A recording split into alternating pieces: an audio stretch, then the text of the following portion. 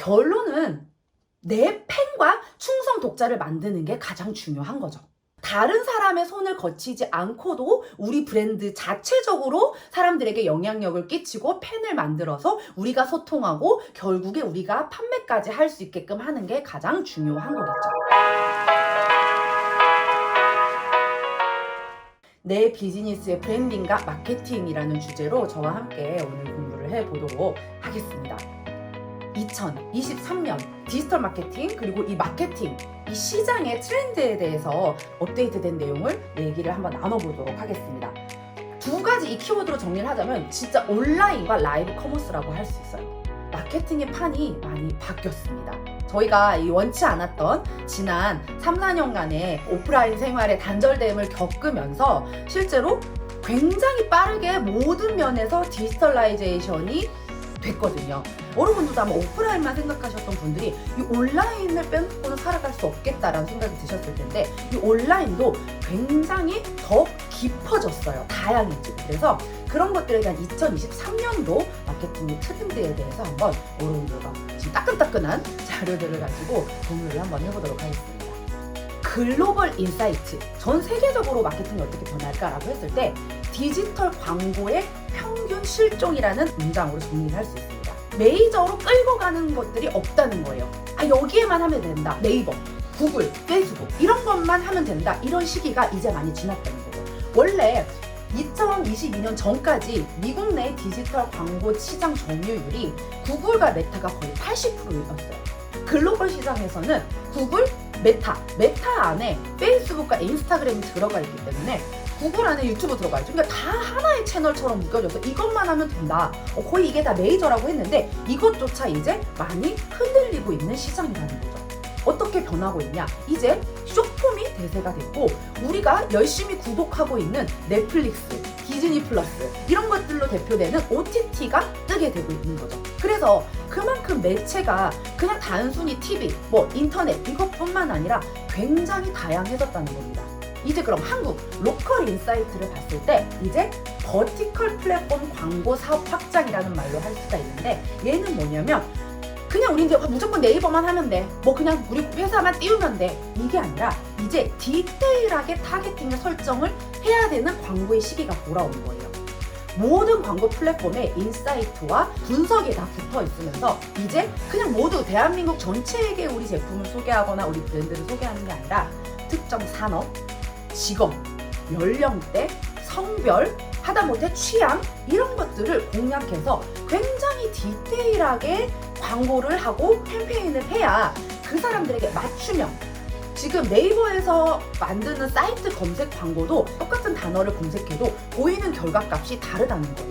우리가 남자인지 여자인지 연령대가 어떻게 되는지 사는 곳이 어딘지 직업이 어딘지 네이버는 생각보다 우리 정보를 많이 가지고 있거든요. 특정 누구다라고는 안 하겠지만 정말 데이터 수집을 위한 데이터 바구니를 만들어 놓는 거죠. 그걸 통해서 취향을 분석하고 여기에 있는 검색하는 사람들에게 그 사람에게 맞춤형 결과값을 보여주는 거예요. 내 브랜드의 명확한 타겟과 고객을 굉장히 디테일하게 설정하고 그거에 맞춰서 광고를 효율적으로 계속 바꿔나가야 된다는 거죠. 그렇기 때문에 생각보다 굉장히 부지런해야 되고 생각보다 대표님들이 많이 아셔야 돼요. 자, 그래서 브랜드 입장에서는 그럼 우리 브랜드는 어떻게 해야 되느냐? 브랜드는 이제 멀티 채널, 멀티 컨텐츠의 시대입니다. 다양한 매체에 다양한 컨텐츠를 운영을 하면서 어떤 게 우리 거에 맞는지 아직 잘 모르기 때문에 우리 브랜드에 맞는 채널을 찾는 게 중요한 거죠. 이것을 마케팅 회사나 이런 용어적으로는 A/B 테스트를 한다고 말을 해요. 하나의 컨텐츠를 인스타그램에 올린다 하더라도 그냥 내가 올리고 싶은 하나만 올리는 게 아닙니다. 그렇게 올리면 개인의 인스타그램이 되겠죠. 그런데 우리 브랜드를 위해서 올리는 거라면 내 생각과 우리를 바라보는 고객의 시각은 완전히 다를 수가 있어요. A라는 시안도 하나 올려보고 B라는 컨셉으로도 하나 올려봐서 내가 아직 모수가 작더라도 이 안에서 테스트를 통해서 어떤 게 조금 더 반응이 좋지?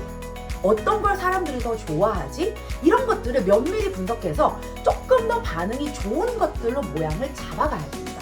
이렇게 하다 보니까 이제 이 컨텐츠를 계속 만들어내는데 이제 힘들어지기 시작해요. 아, 난 아이디어가 없다. 나는 이 제품이나 우리 뭔가를 만드는 건 잘하는데 이 컨텐츠 마케팅을 하는 건 모르겠어. 그래서 발달이 된 게 지금 신기술로 챗 GPT라는 게 나오고 있는 거예요. 이제 컨텐츠는 어쨌든 기본적으로 베이스가 글이에요. 글을 바탕으로 인스타그램도 쓰고 블로그도 쓰고 유튜브도 촬영도 하고 홈페이지 컨텐츠도 만들고 이러는 거죠. 그런데 그렇게 하다 보니까 한 브랜드에서 한 제품을 판매하고 있을 때 할 수 있는 얘기는 한정적인 거죠. 내 머리에서 나올 수 있는 아이디어, 우리 직원들이 모여서 얘기하는 아이디어에는 한계가 있는 거예요. 챗 GPT는 전혀 새로운 이야기를 얘기해 주는 게 아닙니다. 이미 세상에 누군가에 얘기했고 언론에 올라가 있고 인터넷상에 나와 있는 내용들을 내가 물어본 키워드를 다 조합해서 끄집어내가지고 하나로 쫙 만들어주는 역할을 하거든요. 그래서 이거를 그대로 뺏기는 거는 아마도 노출이 잘 안 될 겁니다. 하지만 이걸 통해서 나의 새로운 약간 아이디어, 내가 미처 생각하지 못한 아이디어는 발굴할 수 있다라는 생각으로 처음에 브레인스토밍 단계에서는 저는 챗 GPT를 사용하시는 것도 적극 권장을 드려요. 그래서 다양하게 아이디어를 뽑을 때는 이제 내부에서만 생각을 하면 몇 개 하다 보면 고갈이 나고 더 이상 새로운 아이디어가 나오지 않습니다. 그래서 이런 것들을 통해서도 요즘에 이런 게 유행을 한다고 하니까 이런 것들도 한 번씩은 접해보시는 거를 저는 적극 추천드립니다. 그리고 요즘은 진짜 빨라요, 사람들이 주기가.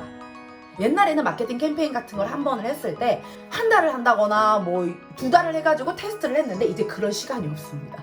생각보다 테스트 주기가 굉장히 짧기 때문에 다양한 채널에 대해서 여러분들의 목적과 활용도에 대해서 테스트를 하시고 그걸 통해서 여러분들이 우리에게 적합한 컨텐츠가 뭐고 채널이 뭔지를 빨리빨리 캐치하는 그런 센스가 필요한 겁니다.